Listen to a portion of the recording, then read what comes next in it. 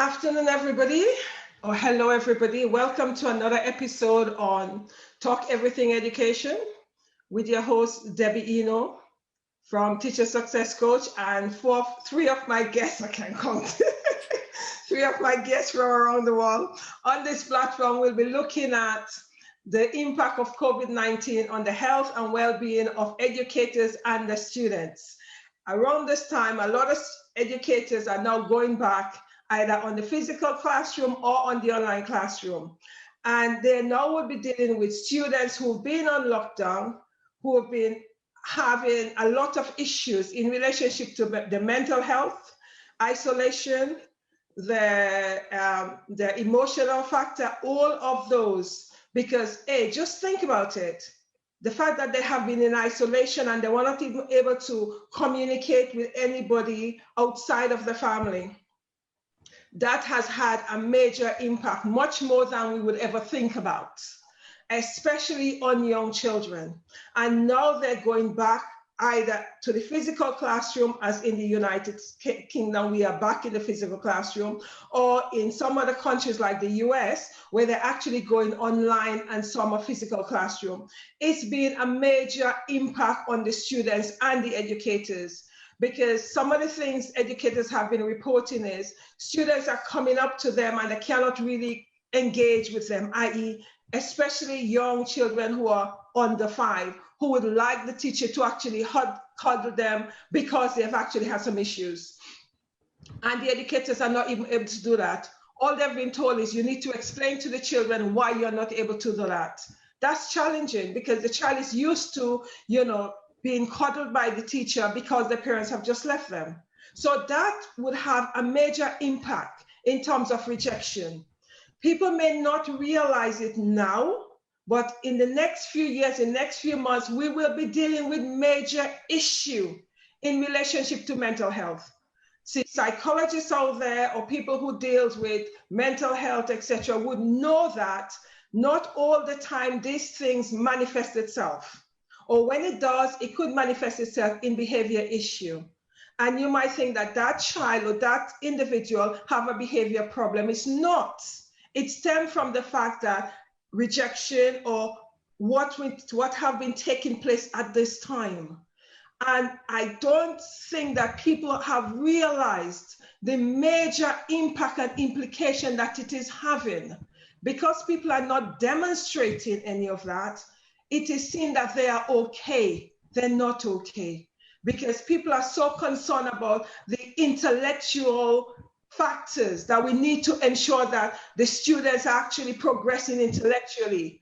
I do not care about the intellectual because they could always catch up. But once you have broken individual as a result of mental health issue, it is more difficult to fix a broken individual than it is for someone to catch up intellectually.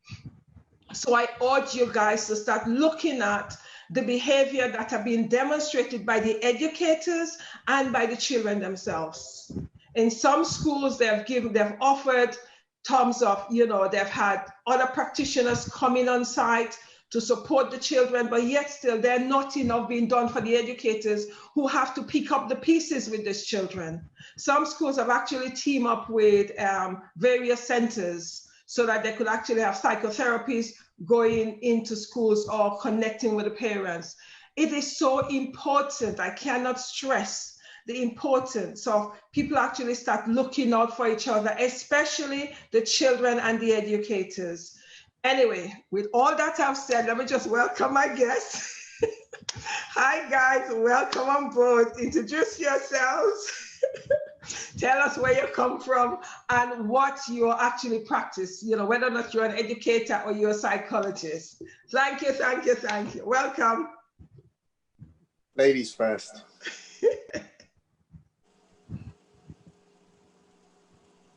Hello everyone. I am Shweta.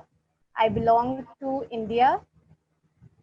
I am both a clinical psychologist as well as I am a educator also for students who are trying to learn how to do psychotherapy, who are trying to become a clinical psychologist. I teach them as well. And yes, when we talk about COVID, so then it is causing a lot of stress. Even the underdeveloped or it is a developed countries, there are massive changes.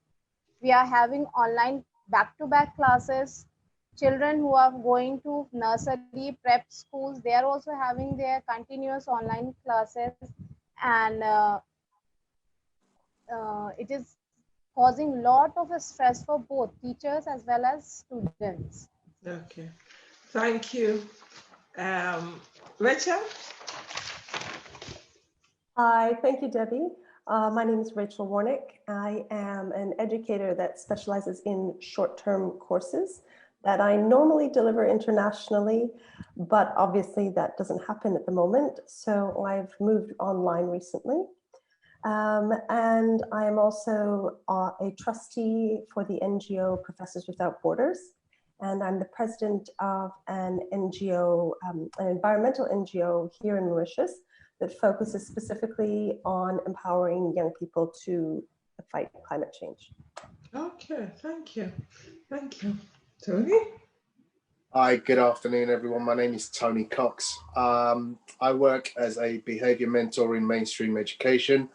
I also work as a lead mentor with Debbie in an organisation called the 100 Black Men of London, which is affiliated with the 100 Black Men of America as one of the chapters, and also a sports coach. So I've done a lot of work with children for a number of years. Thank you very much. And yes, we'll be doing, I'll be interviewing Tony on another time when we actually will be talking about the 100 and what they offer to young people. Right. Thank you very much, everybody, and welcome on board. Thank you very much, my Facebook people. Yes, we'll be looking at everything education and the impact, as I said, of COVID-19 on the health and well-being of educators and students. Yes, I know it's had impact on other people as well, but my remit is educators and students. And I think that we cannot, we should not underestimate the impact, especially on students, because there's young people, we know the majority of them are young people and they're used to a certain lifestyle. And that lifestyle have been curbed because they can no longer do everything they used to do, as we could imagine what young people are always used to doing. So in terms of the panel, what we're looking at is, what do you think and how do you think educators can be supported? And the question I've posed is, do you feel that the educational institutions are equipped to deal with the mental health of educators and students? Throwing it out. Do we feel that the educational institution, I'm looking at all educational institutions, whether or not we feel that they're equipped in supporting educators and students? I would say it differs from school to school, and I would imagine it also differs from country to country, county to county. One of the lucky things for me in my role is that I managed to actually traverse a number of different schools and different platforms, from academies through to independent schools to residential schools, and I see lots of different levels of education, lots of different levels of dealing with mental health.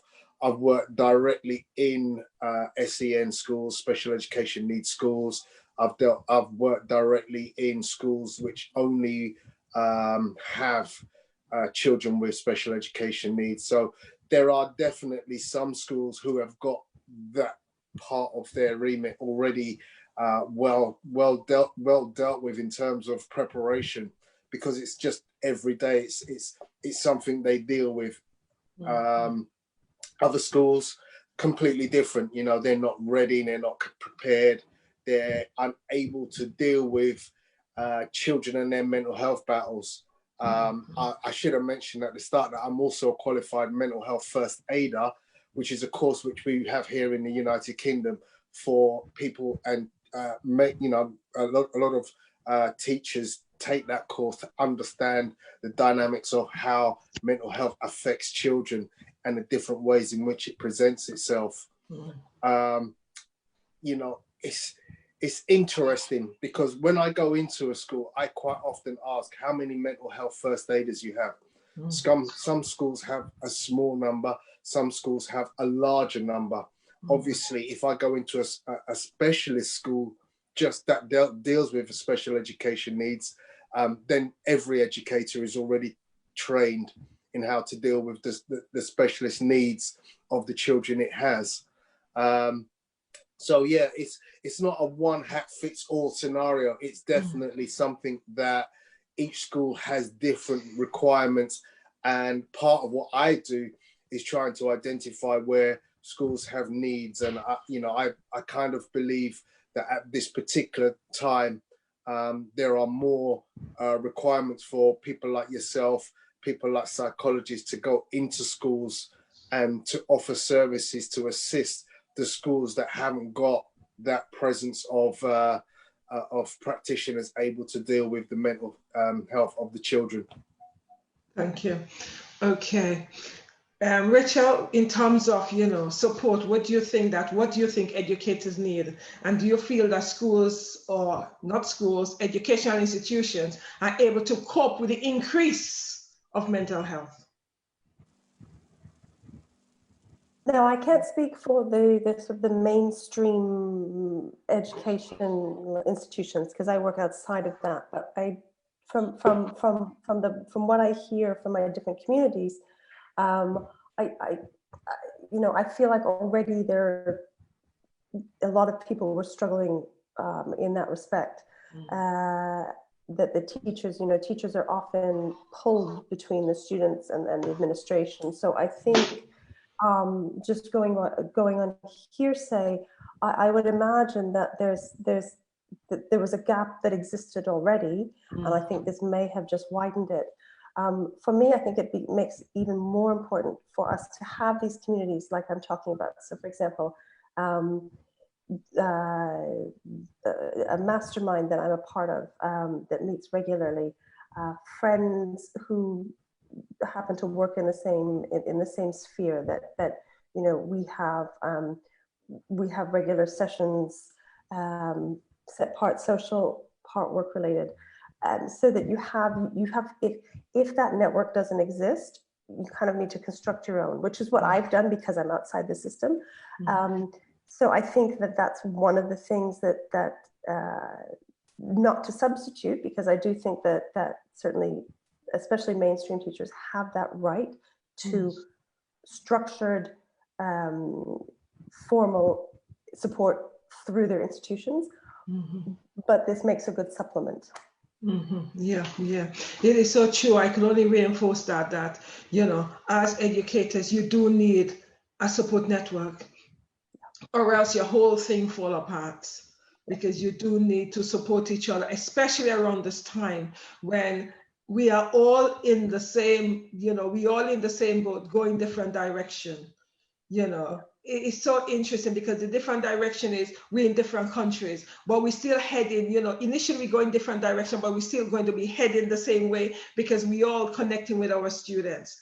And it is so important that we actually have a network, because at this time we need to talk, because the pressure is on, because we know that as much as some schools have certain support, personally, I do not feel that they're able to cope.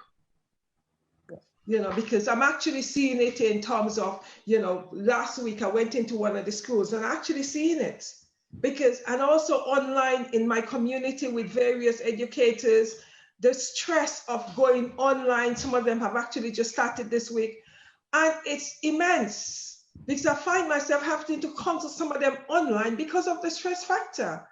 So it's an issue. Okay, what's happening in India? How, what are the issues in terms of, do you feel that the educational institution can cope with the increase of the mental health issue with educators and students, and what's happening? How are you guys addressing that? Recently, there have been changes from past 2-3 years. We have seen the changes. The schools are actually hiring counselors, yet it is a developing culture. Initially, there was no such things. When I started working in mental health field, we did not find people working in school and focusing on mental health. But from last 2 years, this particular area of mental health and school mental health has been collaborated and being started in both public and private sectors. Okay. And you will also find that currently there is a new bill that has been passed, a new policy and has been just presented in our parliament, where the education system has been changed. There have been number of changes, new introductions, where the students are given more benefit, where the mental health, where the overall as a holistic personality that has been introduced. We are yet and waiting this policy turns into an app. We are waiting for that, but yes, we are approaching for mental health conditions and try to include in schools, colleges, universities, everywhere. Right. Okay, you guys, it's interesting because you guys seem to be very proactive. Why, in terms of why were you guys being so proactive? Is it because there have been an increase in the mental health of the students? Have there been a note of that? Yes, of course, there is a lot of cases that is coming up recently, and this current changes. The pandemic that have brought continuously, we are seeing a lot of suicide cases. From past 2 years also, the number of students who have been attempting and committing suicide, number of cases of childhood depression, they have increased. So this particular thing has been started. People are now considering they must take, they are creating posts, they are helping people, means they are creating such kind of training where teachers can get mental health trainings. If the school is not able to get a permanent counselor, then such kind of trainings are being given to them. They are organizing it, and this particular culture has been started recently. It has not been there, but yes, we are starting with it. Right, thank you. It's interesting though, because we are now noticing that there have been an increase in suicide rates with young people. Because I was looking at one of the, this group from Africa, and they've actually been showing in terms of how much the suicide rate have increased now, more so than ever. So that alone is saying to us, as educators, as psychologists, etc., we need to do more. So the question is, what can we do? What can we do? Because remember, we have these young people in our care or we connected with, and we know that their mental health, especially now, have been threatened because they've been isolated. They're now suffering from, they've gone back to school either online or physical. They've been the isolation. They've just gone back meeting with a friend. There's the slight depression. There is the feeling of rejection, the feeling of emotional issue, the psychological issue. The issues are great. There's about 10 or more of them. So the question is, how can we best support these people?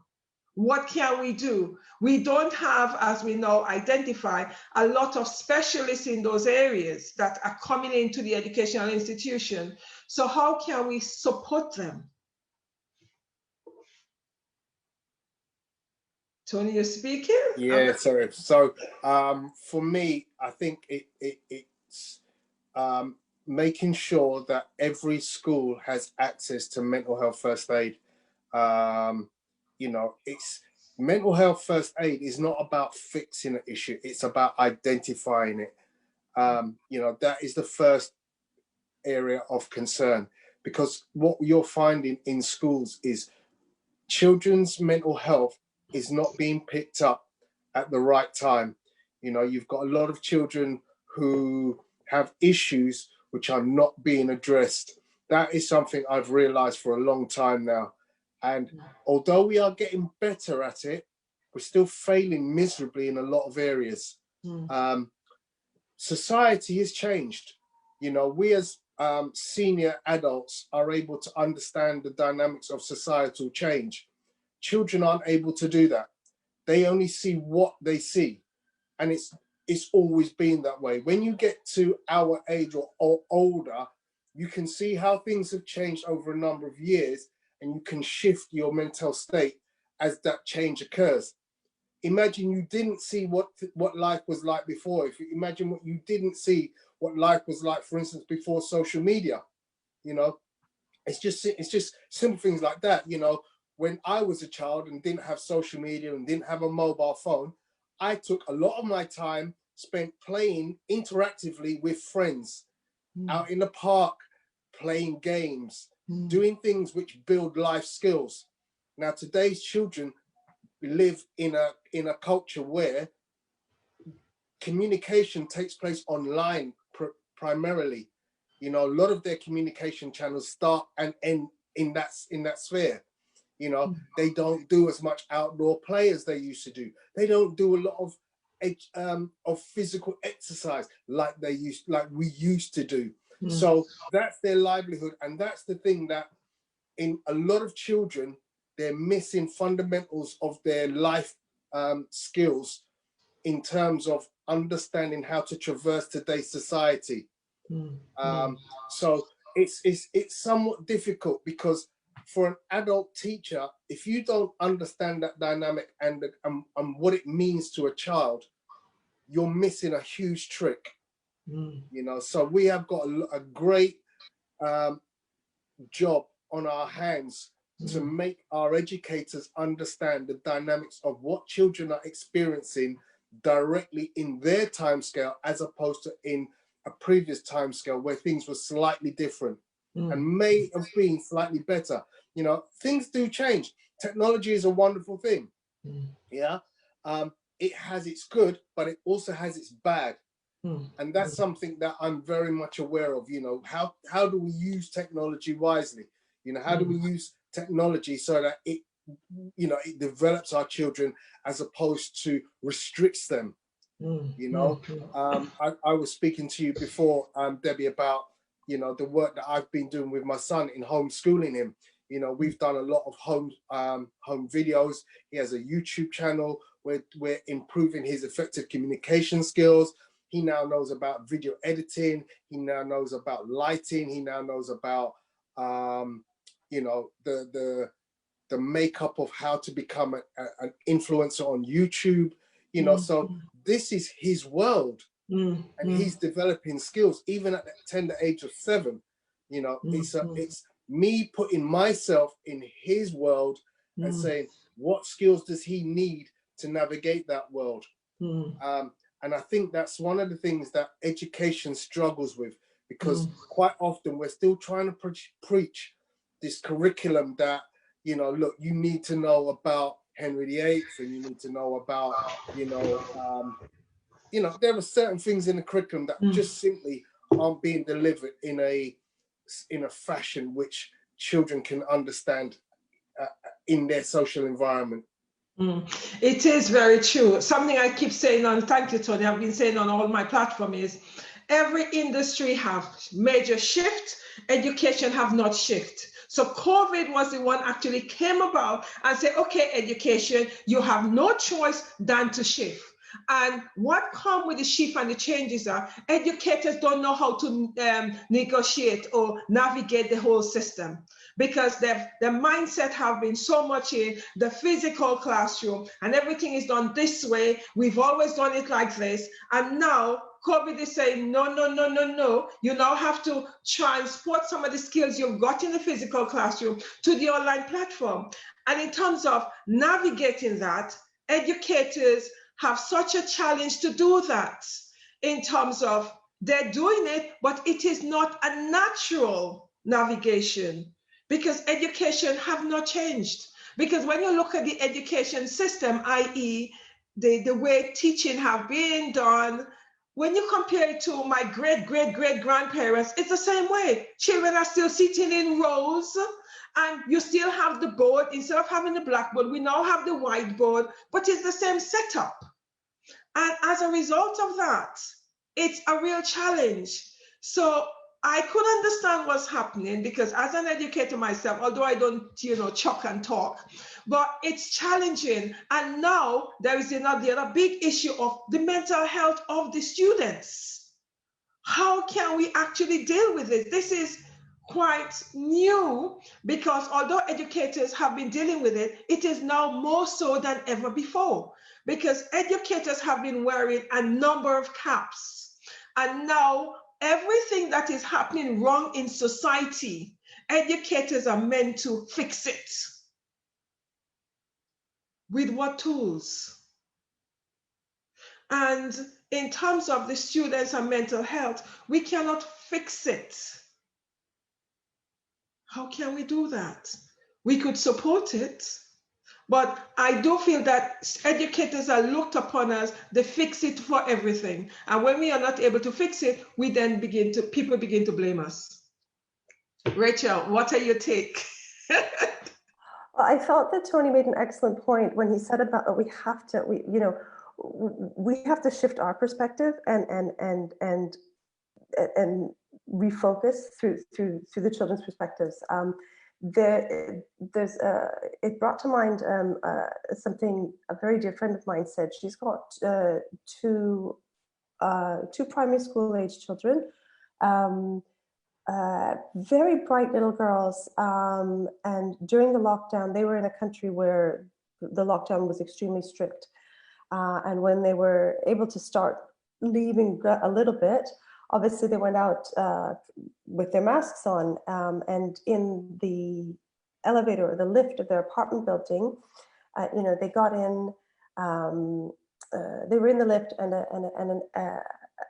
an elderly gentleman came in, and the two girls shrank. These are bubbly, outgoing, wonderful girls. They shrank into the corner. And my friends were like, what's wrong? And they said, Mommy, we don't want to kill him. And so how they had processed this idea of the people at high risk and that children are big transmitters. They had internalized this in such a way that, possibly many of us adults would never imagine. And they were terrified that they were going to kill this person. So I think that just illustrates exactly what Tony was saying. And perhaps Sweta, she maybe can shed some light on how, how we can make this shift to follow this idea of Tony's and address issues like my friend has had. Over to you. Psychologist, over to you. Yeah, thank you. I would rather say the mask culture has never been present in India. This is the pandemic time, and face is one of the body language that expresses everything. Children are basically not vocal. You can understand, like Tony was telling, children do not speak much. We can understand by looking at them.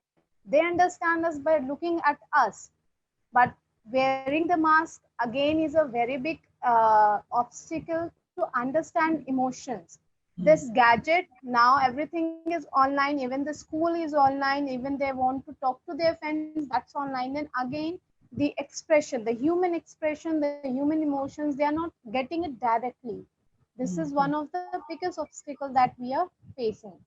Right now, what we can do, we can ask teachers and students to go for simple mindfulness techniques, take the mindfulness meditation that will actually help to calm down and relax our brain and body both together. Apart that, we can ask the students, parents and teachers as well to go for different kind of art. Any form of art that is very that they can use in their home environment or in their school environment, that will be very effective in expressing out things, whether it is the negative emotions of sadness, depression or anxiety, anger, whether it is emotions from happiness, whatever, they can come with those creative acts.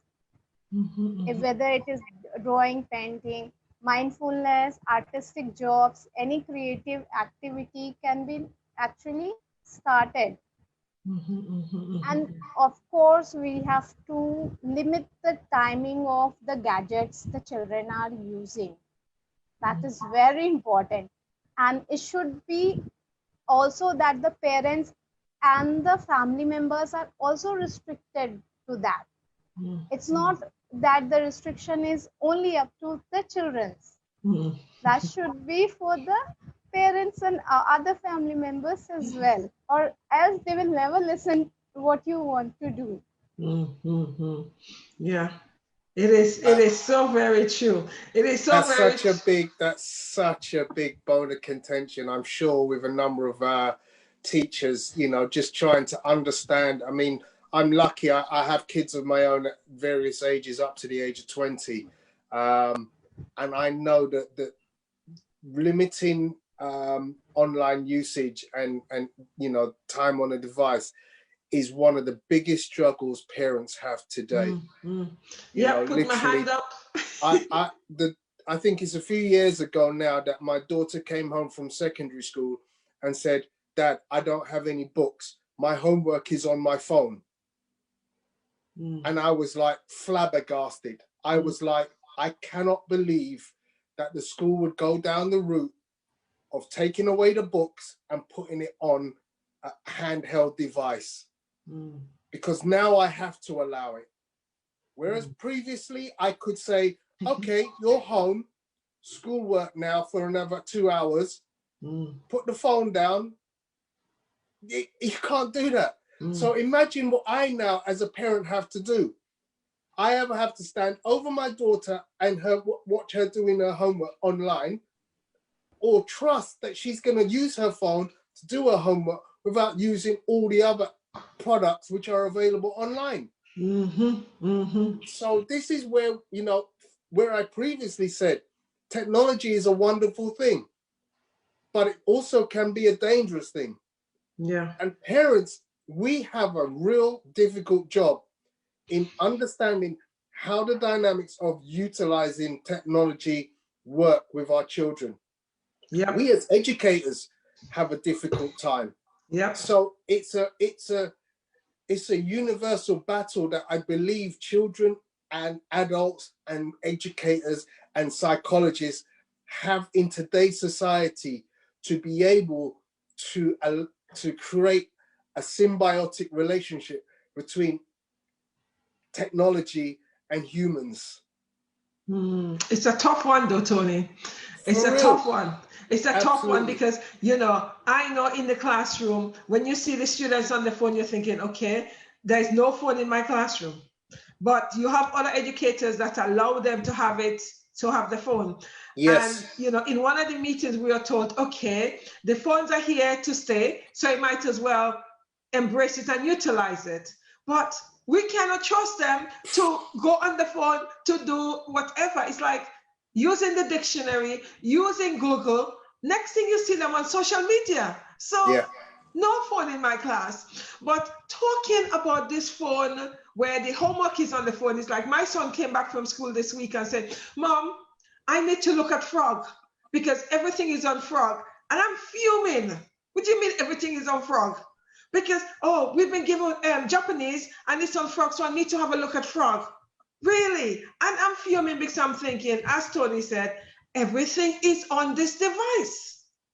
And as much as I ban this device, you know, when I ban it, I'm still being told, "Mom, I need it even for 1 hour because I need to go on Frog." And I'm thinking, are you being truthful? Of course he is. But how long is he spending on it in terms of doing his work on social media? I don't know. It's challenging. It's a what challenge. I can suggest, Tony and Debbie, you both can do one thing. You can choose one of the timings, set some durations where you are all, means most of the family members are not using any devices. You just take those time and utilize that time in any kind of activity as a group. You can go out for shopping, you can cook, you can play some games, either indoor or outdoor, whatever is according to the current pandemic situations. You can take out of 24 hours, you can take out that time. Yeah, we do. We tend to play a lot of games that end up in people cheating. But anyway, that's another story.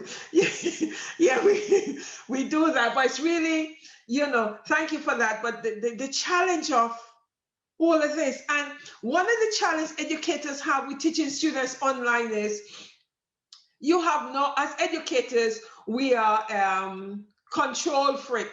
Because we want to control things, because in our classroom we used to controlling. However, when we are on this online platform, children are switching off the camera and they're on the phone. You have no control over this.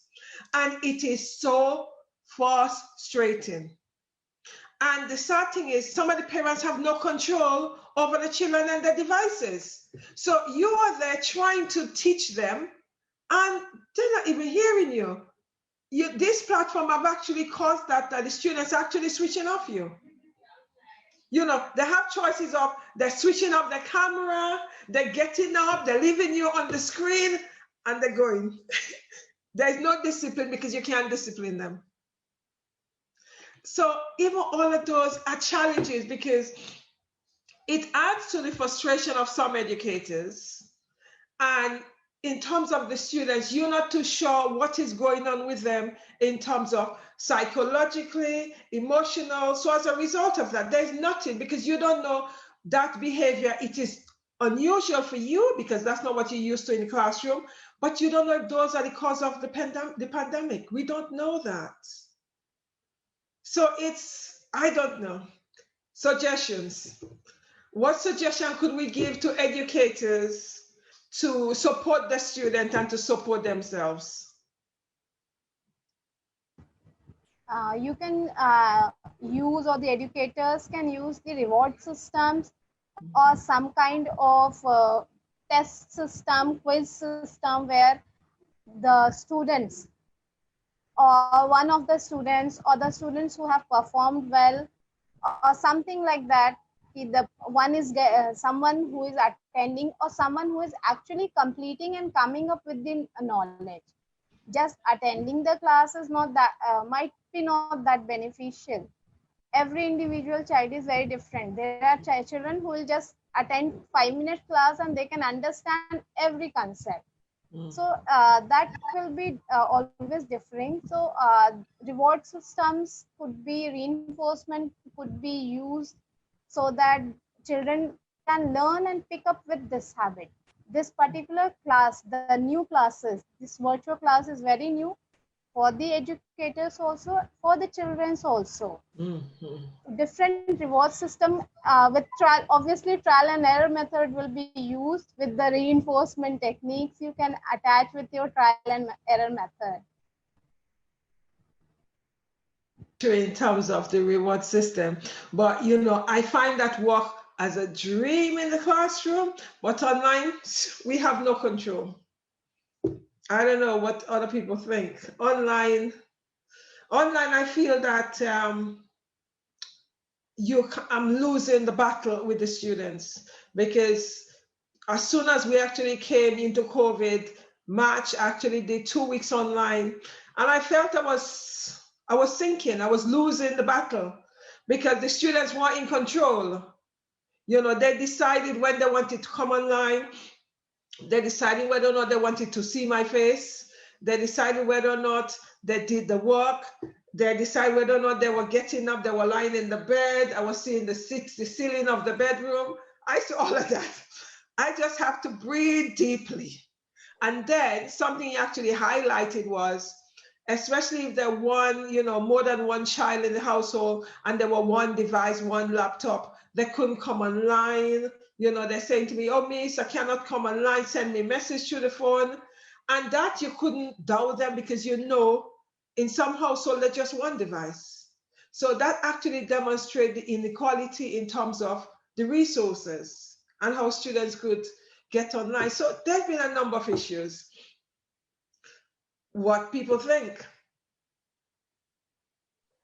I think, Debbie, that just to backtrack before you raise the issue of the inequality, because I think that's a huge one, and that's kind of, you know, so often that's outside the hands of the individual educators to address. But before that, when you're talking, it reminded me of a discussion that you and I had, I think a couple of months ago or a month ago, about engagement, you know, and how much more difficult it is to have to create that engagement with students over, you know, over the airwaves. How it requires so much more energy, it requires so much more planning and forethought, and crafting, and so this there's a short-term immersion program that I'm starting to do next month, and my students are going to be in countries, joining from countries all over Africa. It's blended learning model, so, and they will have never met me in person. So what I'm going to be doing is building in a lot of mini communications that, you know, if we want, we can use them as sort of mini summative assessments, but they're mini communications, so that it's not just the online screen time, but, you know, wherever possible, can they submit things to me in a little video, in a video format? Can we do it in audio messages, and vice versa, so that there is still that feeling of connection as much as possible. And you know, again, very, you know, quick replying within quick time frames if we set up WhatsApp or something, so that we have as much back and forth as possible, and not just me coming through the screen and the students passively sitting as passive recipients of it. I think that communication that comes so much more easily and more naturally for us as educators when we're in the classroom, because we're there and we're doing it naturally all the time. We have to make so much more effort to do that now. But I think then the rewards are exponentially higher as well. Thank you. That is very, very true, because engagement on the online platform is challenging. You know, it has made us so much more innovative than we've ever been, because we need to be thinking way outside the box, not just outside the box, you know, way outside the box. You know, exactly, way outside the box. And in terms of, you know, what we expect them and how we expect them to present, we just have to allow them to be innovative, which the physical classroom wasn't allowing that. So a lot of students would present work in videos, etc. I've had some educators say to me that they never thought the student was so brilliant and creative, because when they actually asked for students to submit work, she said to me she had a range of different ways they submitted the work, because students actually are using the platform and using this whole technology in a different way than we could imagine, because as if we've actually given them a license to be creative and innovative, whereas the physical classroom did not allow for that. So in terms of differentiation and different learning styles and ability, the online platform have expressed that within our students. Some students have actually took it and ran with it, and other student it's been a really downfall for them. Yeah. So I mean, if I may come in, Debbie, I mean, one of the things that you know, I realize it's school, for instance, to just demonstrate how technology is with students. Coding in school, children have natural abilities at coding that adults just simply cannot fathom. You know, even I kowtow to youngsters when I start working with them on coding, because as soon as we start coding together, they're going off at this level and I'm still down here. You know, and this is something that we have to take advantage of, because in their world, coding is so important, because it's the groundwork, it's the foundation of a lot of job opportunities. It's the foundation of a lot of, you know, just mental understanding of how things work. And, you know, for me, I believe that education needs to change itself so that we can individualize it for each student and understand through their lens what is required to make them excel. You know, as part of my remit in terms of education and working with children, I've been to schools where they don't even use computers a great deal. You know, I went to a school in Bromley, and they do a lot of work with children with their hands. It's almost like a pupil referral unit in a way, because it caters for children who struggle with mainstream education. And what they do is they take kids and they say, go into a work area, and they say, strip this car down completely, strip everything down to its pieces, individual pieces, then build it back up again. And some of the kids in there are working amazingly. Then they've got other children who they say, okay, here is a building, knock this building down, you know, demolish it completely, then rebuild it. And some of these kids, again, are flourishing in that environment. There's no need for a device. All you're doing is using your hands and your brain's function to understand, well, what did it take to knock that building down? What did it take to unbolt every part of that car? And then reverse that to rebuild. So, you know, I think that education can learn from those kinds of schools. And we as educators need to understand that we need to be much closer to our children. Now, that changes a huge dynamic in group learning. You know, we've been accustomed to, for hundreds of years, group learning. You know, listen, here's the 2 times table, go away, and everybody learns it and comes back the next day and recites it. We need to change that. It is so very true. Like while you were talking, I'm thinking it is true, but you know, in terms of we now need to differentiate on a more specific level. And the online platform have actually forced us to do that, because the students have actually taken the learning in their own hands, because they're saying that I cannot get up at 9 o'clock, I'm going to get up at 12, and therefore I need to be seen because this is my work. So that's how it has changed. However, it has also added pressure onto the educators, because they don't know how to cope with that, because this is not something they're used to.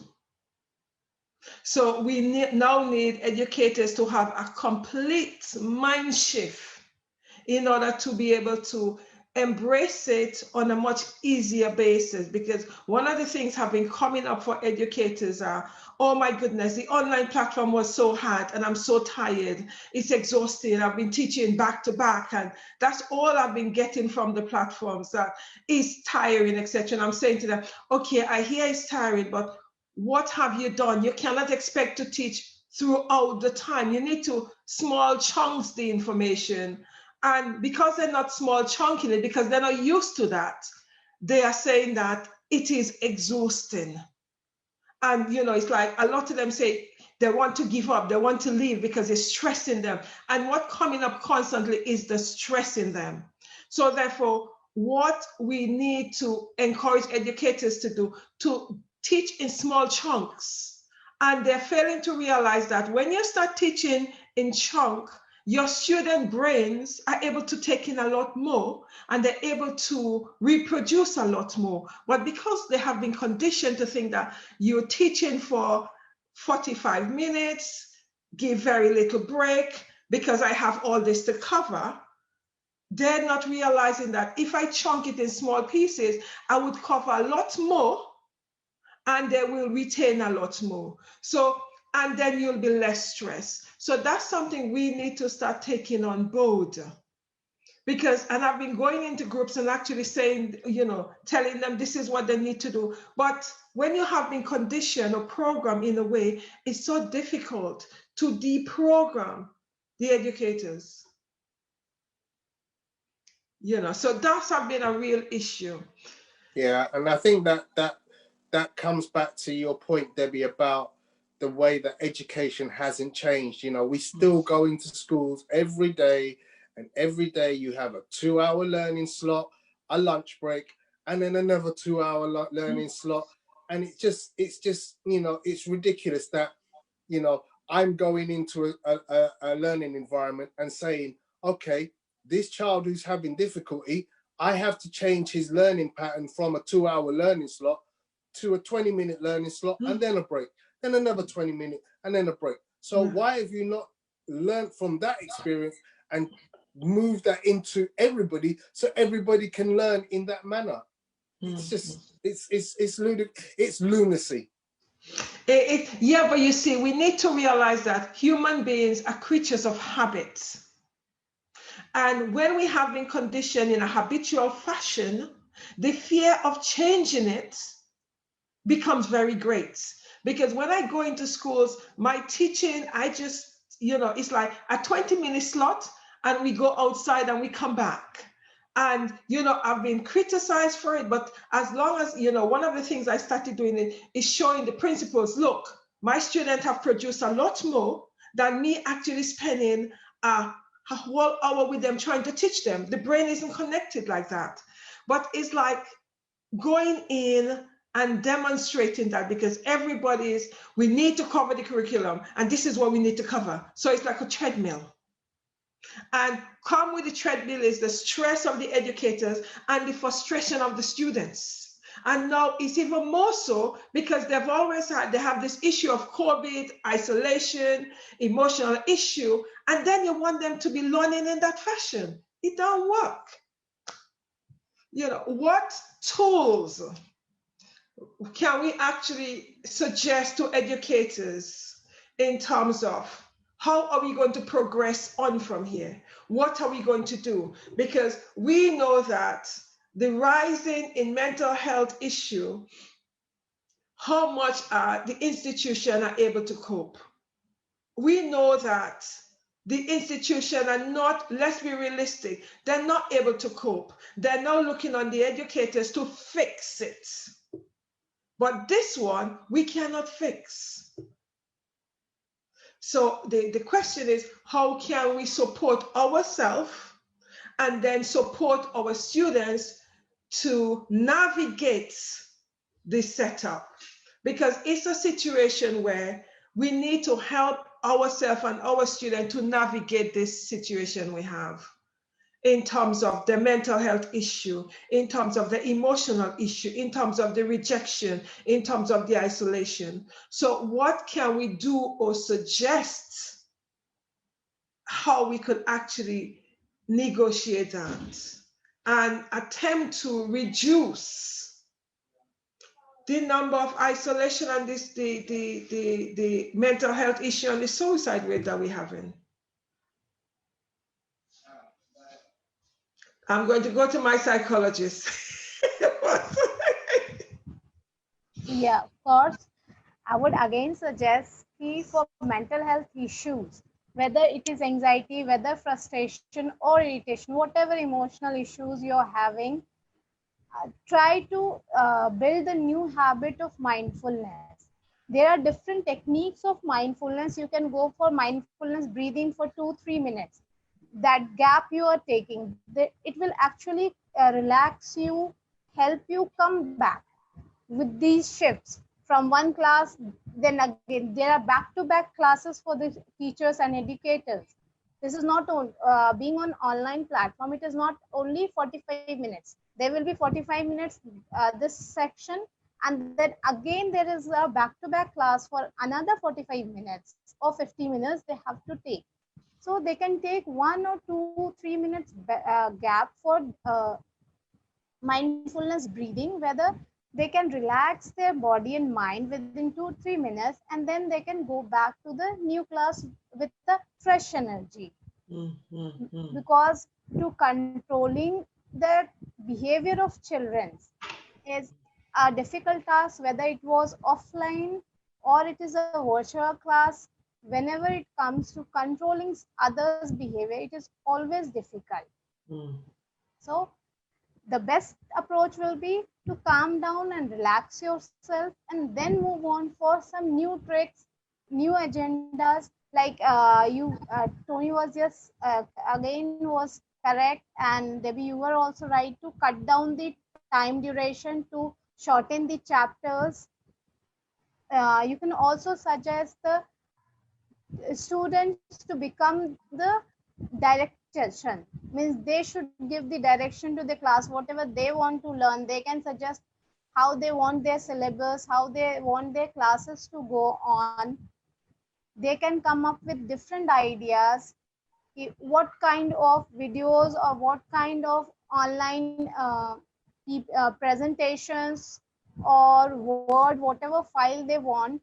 They can come up with those ideas, or they can suggest their creations into the classes, where the burden will be divided among the educator and the and the children's equally.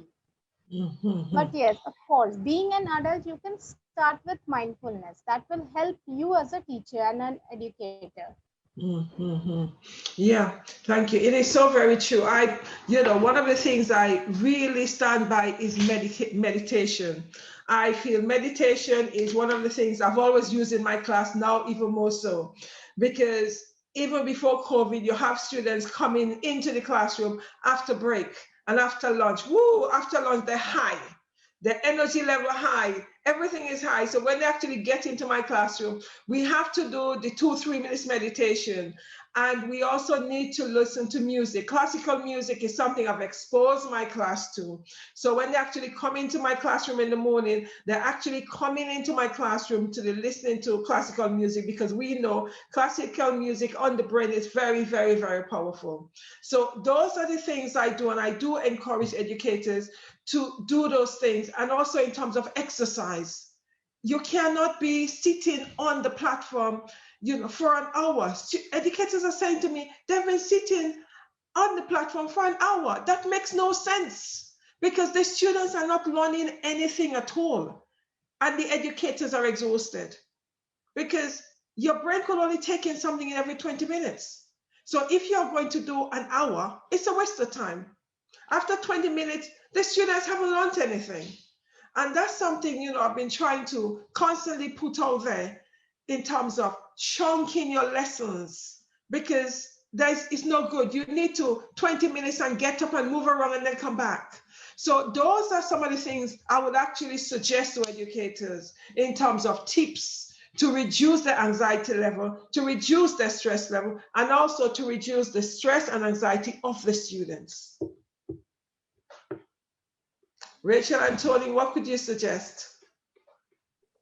Well, when I was listening to Sweta talking about the mindfulness breaks within, to chunk up, as you were saying, and it reminded me of brain breaks, which I would often use with, especially teaching primary school, often with secondary school as well, just to break things up. And I was thinking, gosh, well, this mindfulness is kind of like a mental health version of a brain break. And then, then I was sort of thinking, well, sort of alternate, if you had a 2-hour class, cut it up, and every so often you would do something involving movement, and then the next one you would do something involving mindfulness, and flip it back and forth to create those chunks that you're talking about. So that you're getting the best of both worlds. You're getting a bit of physical movement, and there's lots of great YouTube stuff where you could, just do, like a 2-minute silly dance. Primary kids love that. A lot of parts of the world, teenagers get a kick out of that as well. But yeah, and then also, and then the next time do something.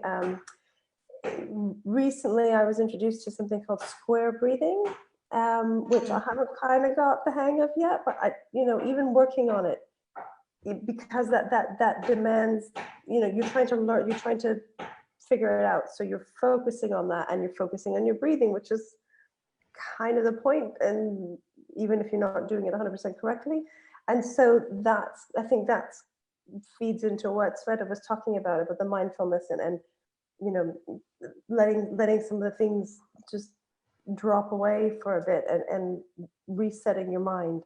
So I think there's enormous value. But I think most of all, I think that you know, everything that educators want to do to support and uplift students during this time, we have to remember that, you know, you can't, that expression, you can't pour from an empty cup. Exactly. Right? We really do have to take care of ourselves, because we can't, otherwise we're just not going to be able to do what it is that we want for our students. That is so very true. The reminder of self-care, self-care, self-care, self-care. That's the reminder. Educators seem to feel they need to be a martyr, you know, because they don't seem to think that they should actually take a break, you know. And it's I find it so frustrating that educators are saying to me that, oh, sorry, I've been teaching for how many hours? I only had a break to have my lunch. Really? So do you think that the students have gained everything that you've said? No, they haven't. You're just going through the motion. Okay, Tony. So in that, I mean, in a lot of cases, most educators don't have a choice. They literally don't have a choice. You know, you're in a situation, you're in a school, you know, you get in at 8 o'clock, you have a morning meeting with your staff, and then the children come in and you're off. You know, in primary school, you literally have set times. You know, you can structure your lessons so that there are mind breaks. You can structure, you know, some natural breaks in there, but essentially you don't have an opportunity to say, right, okay, I myself, I'm in need of a break, so I can go away and you know, refocus my own self. You know, listen, it's a difficult one, Debbie. I really empathize with a lot of educators on how we navigate ourselves in our environments. You know, I've seen lots of different environments, as I've said, and you know, it will take a collaborative approach to education for everybody who's in education to actually make change. In the same way that in the world today, we see ourselves in the dynamics of, you know, change having to be made because of having seen certain things during our time of lockdown. You know, we've seen the rise in what I call wokeness due to the Black Lives Matters movement. And it requires people to suddenly say, hang on a second, I need to relook at what I'm doing. I need to relook at what my organization is doing. I need to relook at my social structure, the friends and peers that I associate with, and make adjustment. And this is exactly the same as school. Collaboratively, schools need to look at themselves. The people within those schools need to enforce change for various reasons. And that's my kind of takeaway. We just need to do better, and we need to do it in a different way than we've done it previously. I totally agree with you, but however, the educators need to be very proactive and say no, no, no. Because when you keep on taking everything they're giving you, they're going to constantly give you more, right? And educators need to say no. I understand that we all have a plan when we go into the classroom, but it is up to you as the educator how you implement that plan. Because there is what they're looking for is the result. And your ability to get the result, that's important.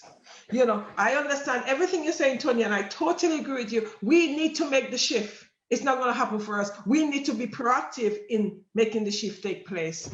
Okay, let's just summarize in terms of what one point you are going to put out there for educators to take with them and they're able to implement to reduce their stress level and to support the students and themselves. Let's get two instead of one. One for the educators and one for the students. Anybody go? Okay, I'll go then. Okay, 2 points I will actually leave with educators is, one of the big things for me is meditation. Meditation in terms of yourself and your students. And another thing I constantly encourage is journal writing.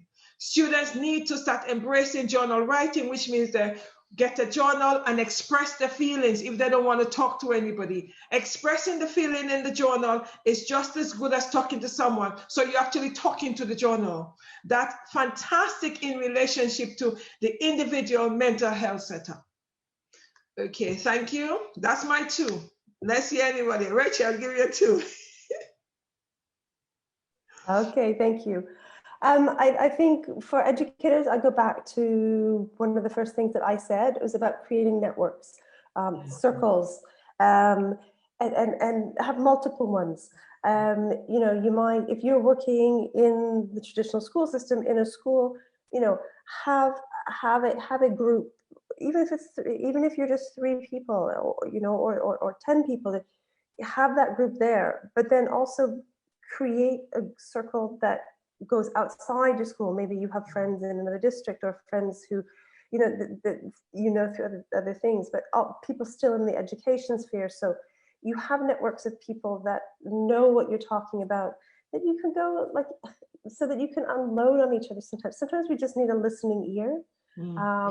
Sometimes they'll be able to offer advice, sometimes they won't, but it's the support. It's that unquestioning support. So find those circles, create those circles, multiple ones, and kind of have fairly regular things, whether it's, you all hop on a Zoom call every 2 weeks, or, you go to, I don't know what your restrictions are at the minute. I think they're changing, but if you meet for a glass of wine every Friday, or whatever it is, something like that, or coffee on a Tuesday afternoon. So have that regularly. I think for students, I think what I would recommend for teachers is just the connection and the contact and the communication. I think students, the isolation that they're feeling, as Tony and you and Sweta have been saying, they're feeling this hundreds of times more than we are. They are social, they're even more social creatures. So help them, have that, build the best connection you can with them if it's online, and help them build those connections among their peers as well. So like group work, so they're not online, they go off and they'll be on their chat group coordinating for a project or whatever it is. It's building those connections so that they feel less isolated. Thank you. Yes, Tony? Sorry. So I'm actually going to jump on your bandwagon, Debbie, because I think the chunks bit is key. Advocating for redoing your syllabus so that you deliver it in chunks, as opposed to long, lengthy sessions. I would say I'm a big advocate of just giving little bits of information for 15-20 minutes and then taking a time out. I do that with my son. I think parents could learn a lesson from understanding that you don't have to expect your child to sit down at a table for an hour doing something just continuously. Break that up, break it up so that they don't have this whole idea and this fear, because it creates a fear factor in a child's head that, if my mother or father instruct me to sit at a table for an hour without movement, without break, without getting up from the table and having a wander outside or upstairs, that that creates a fear factor. And then it shows itself at school when they come to school and then are expected to sit at a desk for an hour. So break things up into chunks. Have mind breaks, as Sweta says. Let your mind ease in between the chunks. Yep. Yeah. Thank you. Sweta, my psychologist, what are you going to offer us?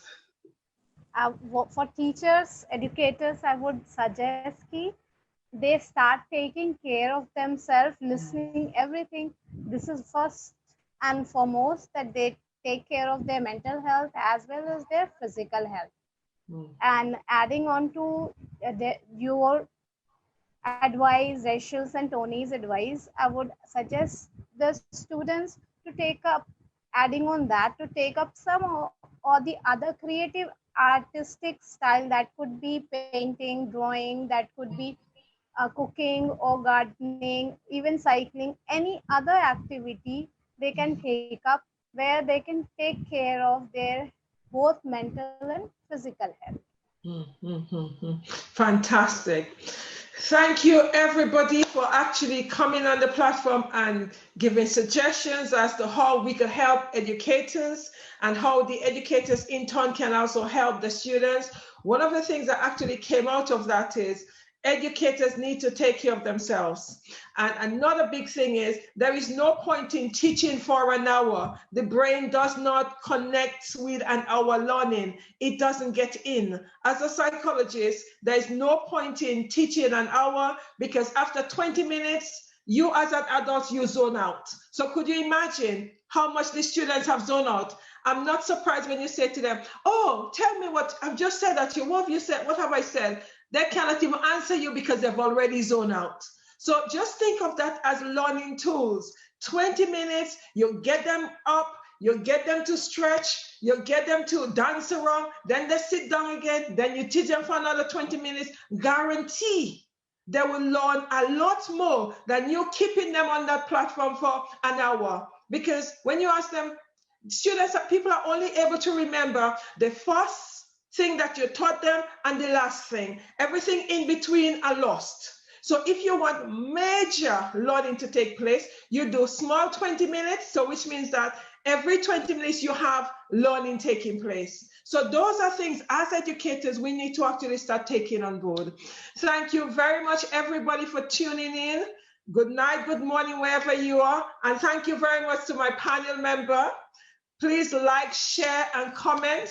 And I'll see you guys sometime tomorrow. Thank you very much, my panel. Bye-bye, Facebook.